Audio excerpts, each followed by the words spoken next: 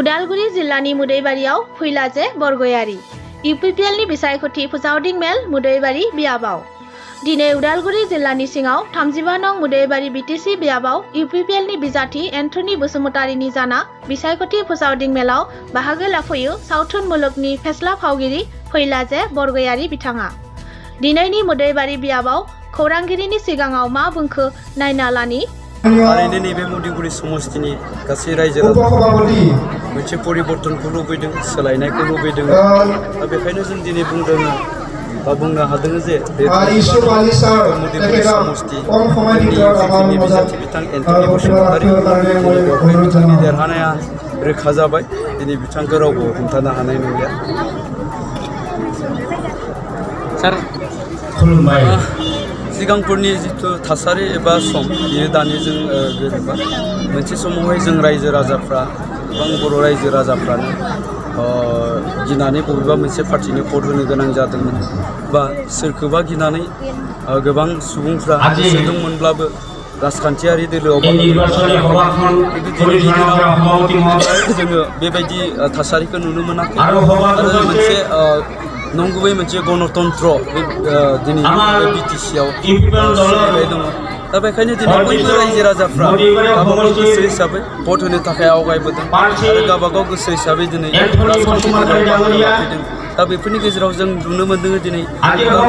जिल्लानि मोनफ्रोमबो समस्तिफ्रावबो रोजा रोजा रायजो राजा बिथांमोना इउपिपिएल हान्जाखौ मदद होनो थाखाय उदाङै ओंखारबोदों बिथांमोना रावखौबो गियाखै बा सोरखौबा बिथांमोना गिनानै फावसायनानै थायाखै बेबायदिनो माखासे जायफ्रा राजखान्थियाव बाहागो लानानै खामानि मावनो गोसो दं बिथांमोनाबो दिनै उदाङै ओंखारबोनानै इउपिपिएल हान्जानि जानानै खामानि मावबाय दं दिनै रायजो राजाफ्रा गावसोरनि साननाय हनायखौ दिनै उदाङैनो फोरमायनानै लादों बिथांमोनाबो दिनै मोनसे परिबर्तन लुबैदों लुबैदों दा बेखायनो दिनैनि दिनाव उदालगुरि समस्तियावबो उदालगुरि नैबे जिल्लायावबो दिनै इउपिपिएल हिसाबै 6टानिफ्राय 7टा समस्तियाव देरहागोना दिनैनि दिनाव रोखा जादों नैबे दिनैनि समखौ थांनाय 2015 मायथाइनि समजों गोरोन्थि जागोन गासै रायजो राजाफ्रा दिनै उदाङै गोसो बायदियै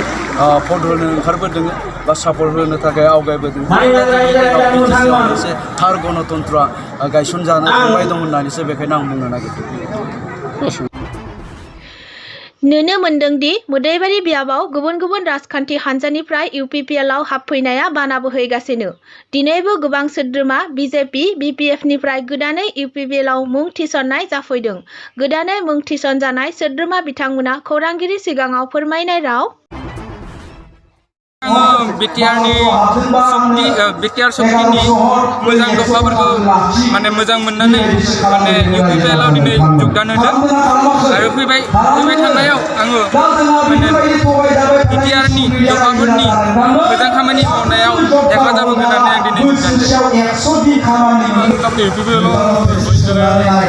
बेनो जाबाय जोंहा माने परिबर्तन समान नामायदों बे परिबर्तननि थाखाय माने जइन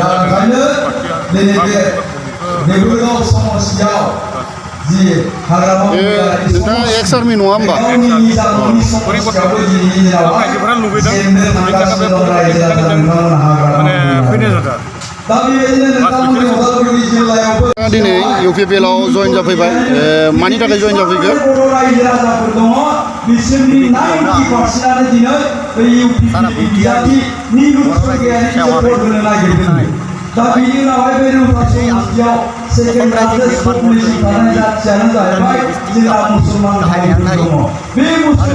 बेनिफ्राय जों बिजेपिखौ गारनानै जों इउपिपिएल दलाव फैबाय इउपिपिएल जितिनाया पुरा खाटां आरो बेनिखाय जों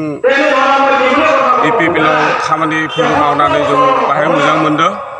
बेनिखाय इउपिपिएल प्रमटारशिप जानाया देरहानाय माबाया पुरा खाटां मुदैगुरि समस्तियाव जगदीश सरकारा 17 बोसोर थानायाव लागि जों